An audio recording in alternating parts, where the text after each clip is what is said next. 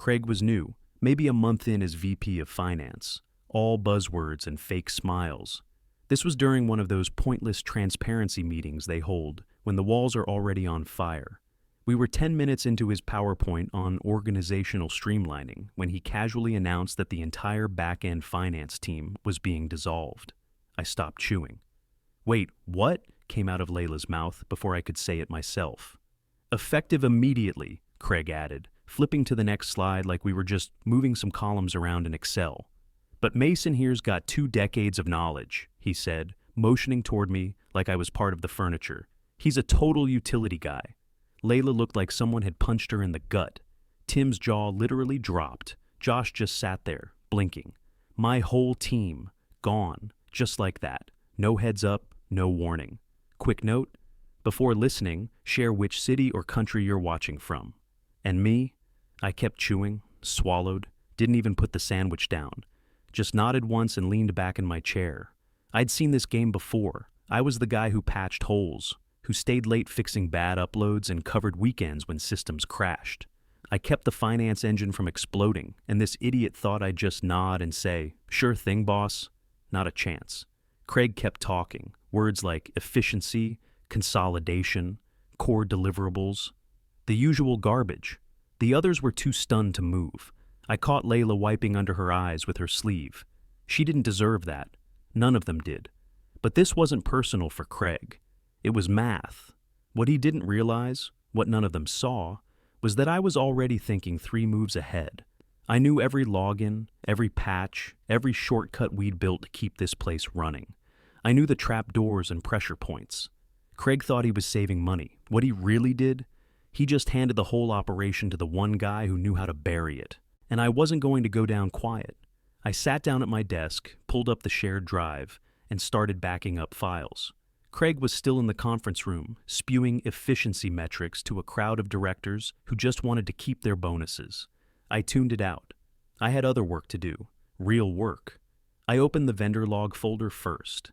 We're talking over a decade of data. Contract disputes, payment delays, escalation histories, invoice reversals.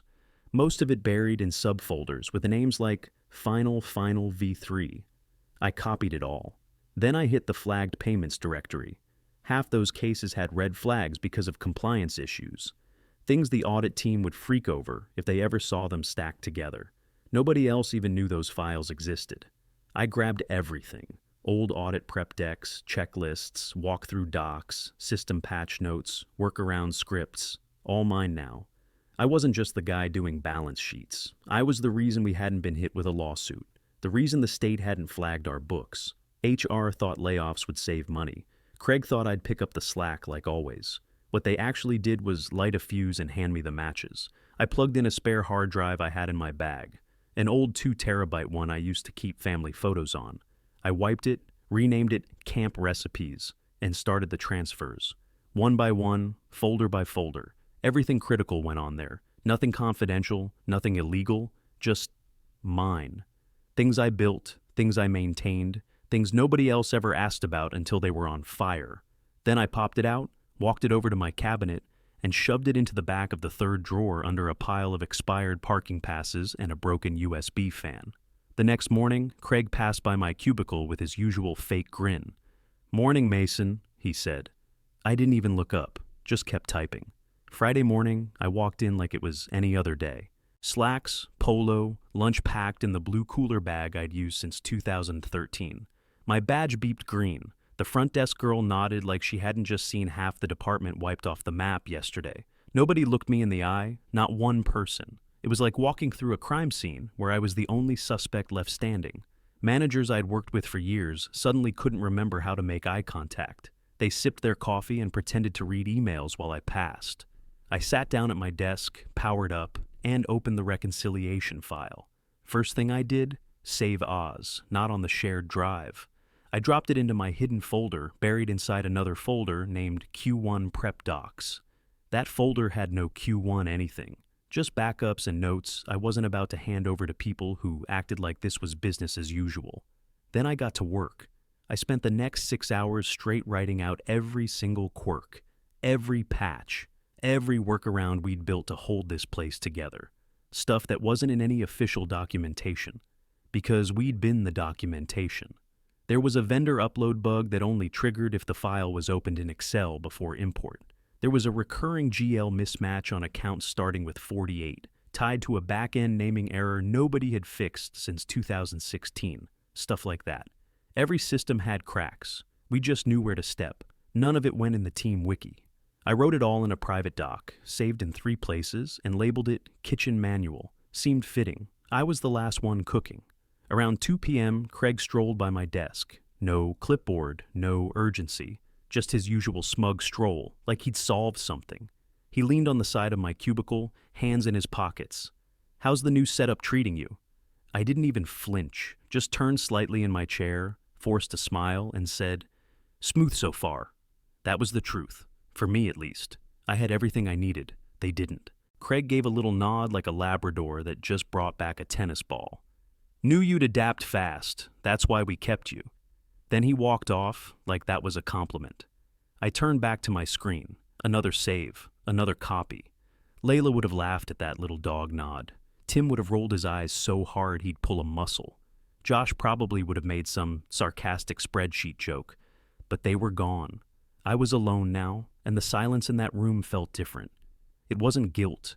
It wasn't even sadness. It was clarity. These people thought I was going to keep playing ball, keep fixing their fires, keep bailing them out. Not anymore. Back at my desk, I opened the reports folder, scrolled past 3 broken files, and didn't lift a finger. I stopped correcting formulas, stopped flagging the duplicates, stopped chasing down uploads from sales. Instead, I started a new spreadsheet. Title, Errors I Let Happen. First tab, Vendor Payouts. Second tab, Reconciliation Gaps. Third tab, Craig's Brilliant Ideas. That one stayed empty, obviously. They'd broken the machine and handed the remaining parts to me, like I was the mechanic who caused the crash. So fine. Let's see how far it rolls with no oil. The missed uploads started stacking, files showed up 2 days late or not at all. Some had old formats that didn't even match our current system. Nobody noticed until they tried to run month-end close, and it flagged 19 errors in the first 10 minutes. The best part? I logged every single one. Documented timestamps, user IDs, missing entries, bad formulas. But I didn't fix them. That was the difference. Before, I would have cleaned it up, stayed late, quietly covered for people who didn't know what a nested IF statement was. Now, I watched the whole thing unravel, one broken cell at a time. Brenda used to manage the vendor ticket queue. She was methodical, color-coded tabs, escalations by tier, notes on which vendors played nice and which ones tried to bluff chargebacks. After they axed her, nobody even knew where the queue lived. They didn't even realize tickets were piling up until the finance director got a call from a furious supplier asking why a refund hadn't been processed in 6 weeks. "Did we ever receive that dispute file from Mason's team?" someone asked in the Monday meeting. Craig blinked. I think Mason handles that directly now." Everyone turned to me. I didn't even look up from my notes. I just clicked something, closed my screen, and wrote down the time. Then came the email from HR. Subject line, Continuity Planning. "Mason, can you prepare a handoff document in case of transition? Just basic workflows and reference material for your processes." I flagged it, didn't reply. If they wanted continuity, they should have kept the team that built the damn systems. I wasn't their safety net, not anymore. Quiet quitting? Hell no. This wasn't quiet. This was loud, just without the noise. I didn't storm out. I didn't scream in meetings. I didn't send some dramatic goodbye email. I just stopped saving them. Every problem they ignored before, now it was right there, front and center, and they had no clue what to do with it. By the 3rd week, people started noticing. Why didn't this reconcile? Where's the backup file? Who has access to the vendor escalation list? All roads led back to me, and I gave them nothing. I still showed up, still clocked in, still responded to basic pings if it was part of my actual job. But the unofficial part, the stuff I used to do out of pride or habit or survival, I let it rot. Each afternoon, I stood up at exactly 5:01 p.m., not a second later. I didn't offer to stay late, didn't glance at anyone, just packed up, grabbed my cooler bag, and walked out. By the time the elevator hit the ground floor, I already had the next move in mind. That night, I updated my resume. Nothing fancy, just the truth. 20 years of plugging corporate holes. I left out the part where I was currently watching the place sink. Next day at lunch, I skipped the break room and headed to the back lot. Cranked the AC, changed into a clean shirt I kept folded under the passenger seat, and opened Zoom on my phone. Tell me about a time you saved a company from an oversight? I had to stop myself from laughing. Sure, I said. Do you want Q1, Q2, Q3, or Q4? I've got options. They smiled. I smiled. But inside, I was already halfway out the door. I scheduled the next 3 interviews across 2 weeks. All of them took place in the car. Same spot, same shirt change, same routine. One time I ate a gas station hot dog while waiting for the recruiter to join the call. Still nailed it. The more I talked, the more I realized how much I'd carried without recognition. No bonus, no title bump, no thanks, just more work. These new companies, they got it. They heard it. The hiring manager at a mid-size firm in Denver leaned into the camera and said, "You've basically been running an invisible compliance firewall." Damn right I had. The offer came in 3 days later. Higher pay, saner hours, a title I didn't have to explain, benefits that didn't come with surprise fees. Most importantly, a boss who said thanks and meant it. I accepted immediately. Gave them a polite 2 weeks, and they didn't even blink. No counter, no, what can we do? Craig just replied, received, and copied HR. I printed out the acceptance letter that night and taped it inside my cabinet door, right next to the hard drive labeled camp recipes. My last day was timed to land right on audit prep week. That gave them exactly 2 work days to figure out the mess. I could have offered more notice, sure, but they didn't deserve it. They didn't even ask. I spent the final stretch archiving what I wanted, wiping what I didn't, and crafting the most useless exit package known to man. I called the folder Final Docs. Nice and professional. Inside was a collection of half-broken templates, some old macros that hadn't worked since the cloud migration, and a PowerPoint from 2015 called Reconciliation Overview, Pre-Cloud. It had 3 slides. One of them was just the word trust over a photo of a handshake. On paper, I gave them what they asked for. In reality, I left them with the same level of help they'd given my team. Craig stopped by my desk once during that final week, tried to play it cool. So, exciting new opportunity, huh? He said. I looked up. Yep. He shifted awkwardly. Well, let us know if you need anything during the transition. I smiled. All good here. He stood there like he wanted to say more. Then he gave up and walked away. Good call. I boxed up my stuff Thursday night. Left behind the broken chair they never fixed, and the mouse I'd taped back together with shipping labels. Took the mug Layla gave me, the sticky note Tim had drawn a middle finger on, and the USB I'd used since 2011. Then I sent my goodbye email. 2 lines. Thanks for the opportunity. Best of luck. Mason, that was it. Monday morning, I walked in 10 minutes early just to see the chaos unfold from the top of the hill. Audit prep day. People were already scrambling. I passed by the conference room and saw Greg bent over the projector, sweating through his shirt like he'd just run a mile. The intern, some poor kid named Kyle, was unplugging and replugging his laptop like that would magically fix a bad HDMI cable. It didn't. I took my time heading to my desk, lemon water in hand, new job already secured, no reason to rush. By 9:07 a.m., Craig stuck his head out the door. Mason, do you have the Q4 master file ready? I leaned back in my chair, took a sip, and said, Didn't upload it, local copy only. Silence. He blinked. You didn't upload the Q4? Nope, you never asked for it. He looked like he wanted to argue, but he couldn't, because technically, he never had asked. And technically, I wasn't required to do anything anymore. I watched him walk back into the room and lean over Greg's shoulder. From where I sat, I could see the spreadsheet on the projector screen. It was a train wreck, blank tabs, broken formulas, rows misaligned by fiscal quarter. The header still had Julian's name on it, and Julian had been gone for 6 months. Greg tried to talk through it. So, this is the updated version? Greg, someone interrupted. This data's from Q2. No, it's updated, I think, he said, flipping through tabs in a panic. I used the shared drive. Then it's wrong, someone snapped. Emails started firing off. I didn't even have Outlook open, but I could hear the pings lighting up around the room. One pinged in from Trina in compliance. Subject: urgent, July macro file. Message: can you please send the reconciliation macro from last July? The current file is throwing errors. Another one from the audit lead. Subject: dispute summary. Request: message: hi Mason, we're missing the full vendor dispute summary. Can you forward ASAP? I didn't respond. I didn't even open them.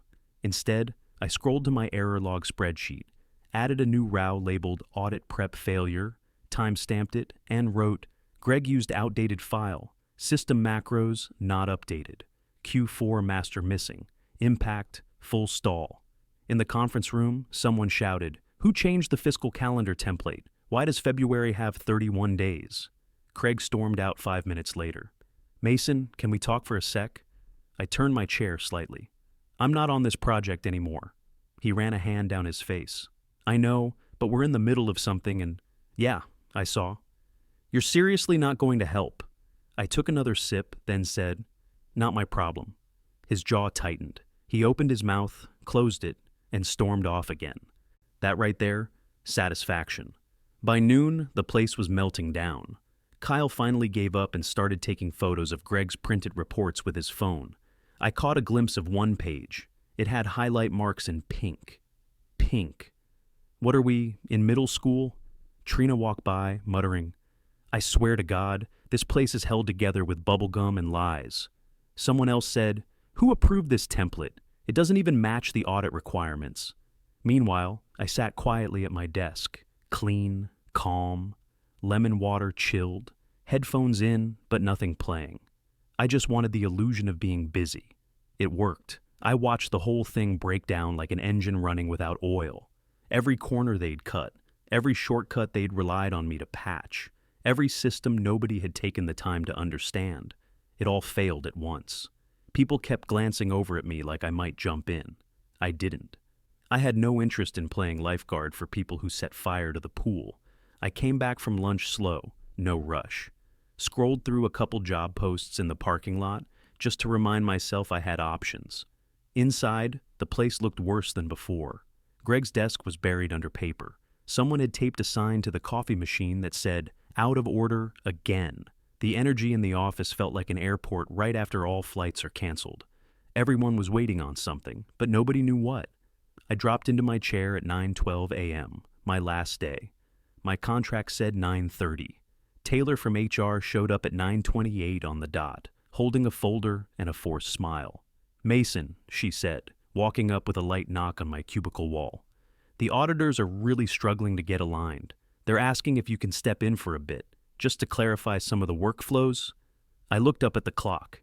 Taylor, my contract ends at 9:30, I said. She opened her mouth like she was about to say something encouraging. Some let's all pitch in line. I held up a finger. It's 9:32. She blinked. Oh. I shut my screen, powered down, and slid the badge off my lanyard, set it gently in her folder. I don't work here anymore. She didn't argue, just stepped back like she was watching a vase fall in slow motion. I stood, grabbed my cooler bag, and walked straight down the middle of the hallway. No goodbyes, no second looks. Right as I passed the glass conference room, I heard my name. Mason. The CFO, Trent, stood up, hands spread like he couldn't believe I was walking out. We need you in here, he shouted. Inside the room, I saw 4 people hovering around a blown-up spreadsheet on the screen. Greg looked like he hadn't slept. One sleeve was rolled, the other wasn't. He had a highlighter in his hand and no clue where to point it. A red error box flashed across the tab. February had 31 days in the master log. Trent took a step toward the door like he thought that would stop me. Mason! I kept walking, shoes steady on the tile, one step, then another, then another. The front desk girl looked up as I passed. Last day? She asked. Yeah, I said, and they're gonna feel it. I pushed open the door. Crisp morning air hit me in the face. It smelled like cold coffee and freedom. Behind me, I heard Trent's voice again, frantic, muffled. They could scream all they wanted. Me? I was done patching holes. By Tuesday morning, the audit results hit like a steel beam dropped from the roof. No sugarcoating, no buffer language, Just bold red phrases stamped across the report. Structurally deficient. No verifiable control flow. Immediate freeze on expansion plans. The fallout started fast. Trent, the CFO, was suddenly working remote pending review, which everyone knew meant internal investigation. Greg, bless his heart, tried to hold the line, but IT locked him out of 3 systems by Thursday. Brenda texted me a screenshot of a Slack thread where someone asked, "What's a reconciliation cycle supposed to do?" I didn't reply. Craig? Oh, Craig got shuffled. Reassigned to client strategy support, which, from what I heard, was code for a desk next to the printer with a fake title and no responsibilities. One rumor said he flinched every time someone said the word reconciliation. Meanwhile, I was 3 days into the new job. First thing I noticed, my office had a window, real sunlight. Second, my boss said, "Take your time" when handing off a project, not circle back or touch base or any of that hollow garbage.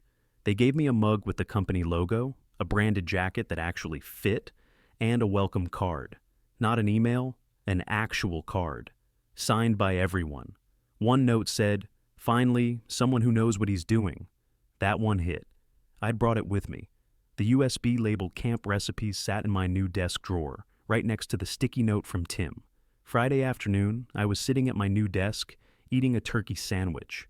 Not rushed, not hiding in my car, not stressed, just eating. I had a cold soda, Spotify playing low, and for the first time in a while, I didn't feel like the ground under me was crumbling. That's when the LinkedIn notification popped up on my screen. Craig B. wants to connect. I stared at it. Didn't laugh, didn't scoff, just stared. Then I clicked ignore, then block. Because some bridges aren't worth rebuilding. Some burn clean.